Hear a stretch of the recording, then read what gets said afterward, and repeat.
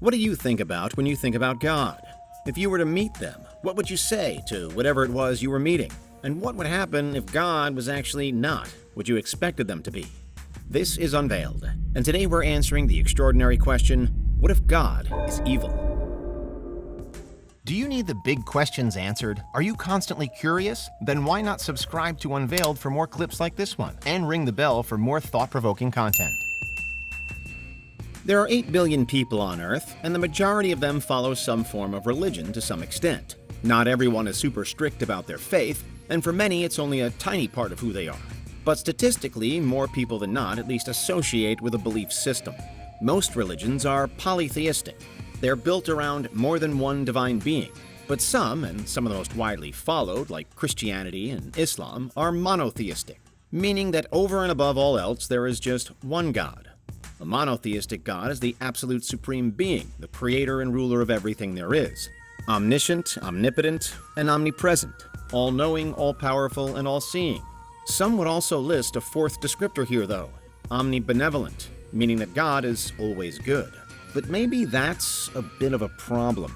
Dis-theism is the philosophical opposite to the belief in a good God.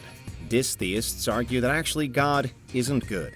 And some would even go so far as to say that God is evil. There are levels at play, though, and at the lower ends there are countless examples, in polytheistic traditions especially, such as in the pantheon of Old Norse, where there are many trickster gods, with the most famous being Loki, who's a shapeshifter that can never truly be trusted. Meanwhile, and though there is no one god in Old Norse, there is Odin, a creator god and an extremely influential figure.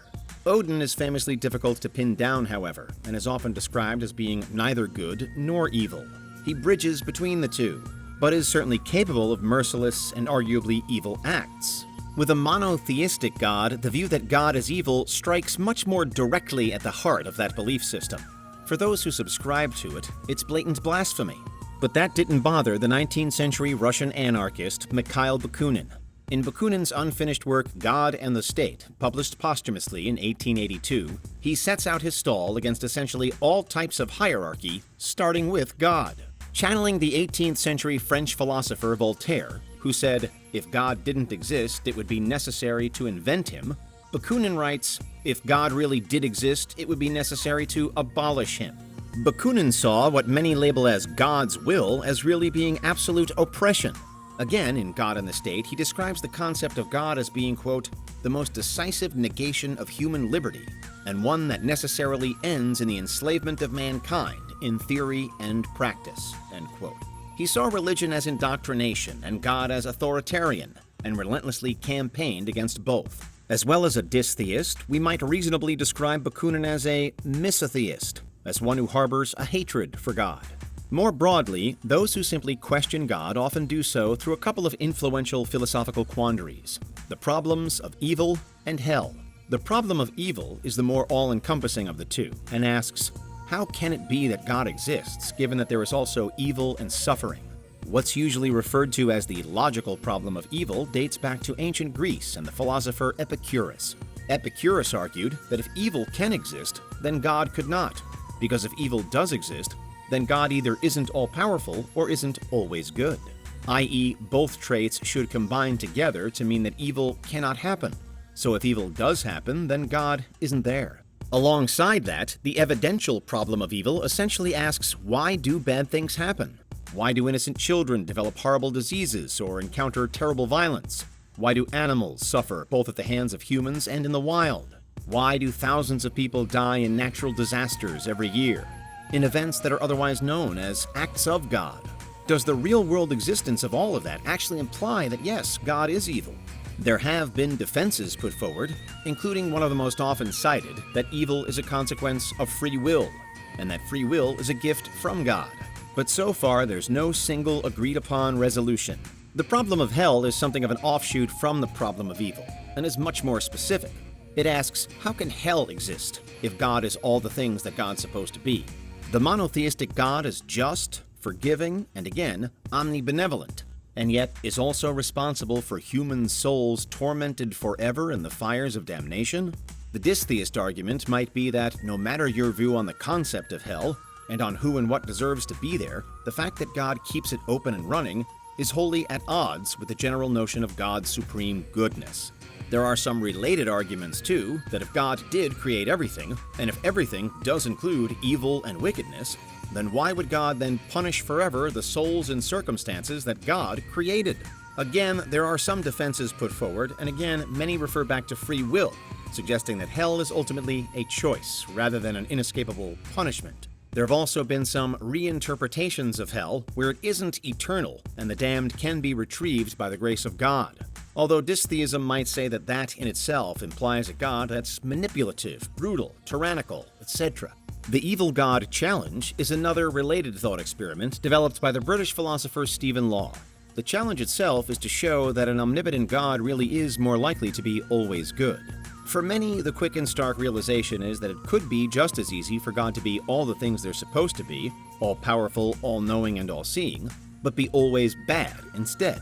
This anti-God would be better described as omnibenevolent, with the implication being that everything under its gaze is put there and controlled solely for the purposes of evil rather than good. The anti-God can also be challenged in much the same way as the standard God can be, though. Why is there love and laughter, color and vibrance? On the one hand, is it the riches of life that make the low points so unbearable, and so by providing them would the anti-God simply be giving us more to lose? But on the other, if evil were the sole aim, then why give any respite? Why allow for any happy moments at all? And similarly, why is there a heaven in the afterlife? Many of the same rebuttals to a good God can seemingly be made to an evil one, just at the opposite end of the scale. Nevertheless, the fact remains that for literally billions of people around the world, it's important to have faith in God. Despite all of the challenges of life, and all the very clear evils that we see and know, human culture says that God is good. For some, that in itself is the final straw. That God has been so successful in dodging blame or criticism for everything that's wrong. Again, an act of God is a natural disaster not caused by humankind. But for dis-theists, misotheists, and for those who argue against God, there are other similar everyday phrases that have become baked in but aren't questioned. God's will is a reason for anything that doesn't make sense, sometimes innocently enough, but often to explain away something bad. In some religions, followers are described as God-fearing. They're scared of retribution if they don't toe the line. There's original sin after eating from the tree of knowledge. But is that part of a religious storytelling that specifically warns away from seeking the truth? A miracle is something to be thankful for, of course, but it's also, at its core, simply something that is unexpectedly good. The implication being that humans have come to expect the worst in this world that God has created. God forbid goes against freedom. If you think you're God's gift, you're misguided. When we're told that God works in mysterious ways, it's a kind of catch-all excuse. For the likes of Mikhail Bakunin, these are more than just throwaway catchphrases. They're all reasons to be concerned. So what if God is evil? It's clearly a controversial question, but it's also something that has been asked time and time again. For those who have faith, even to contemplate such a thought might be reason enough to wind up in hell or to invoke God's wrath. But every human being has a different point of view. In the context of this video, that's the way God made us. So what's yours? What do you think about the philosophical questions and thought experiments we've covered? About Bakunin's call to abolish God? And about the anti-God and the evil God challenge? Again, there are 8 billion people on Earth, and the majority associate with a religion. But there are still some who choose to buck that global trend. What do you think? Is there anything we missed? Let us know in the comments. Check out these other clips from Unveiled, and make sure you subscribe and ring the bell for our latest content.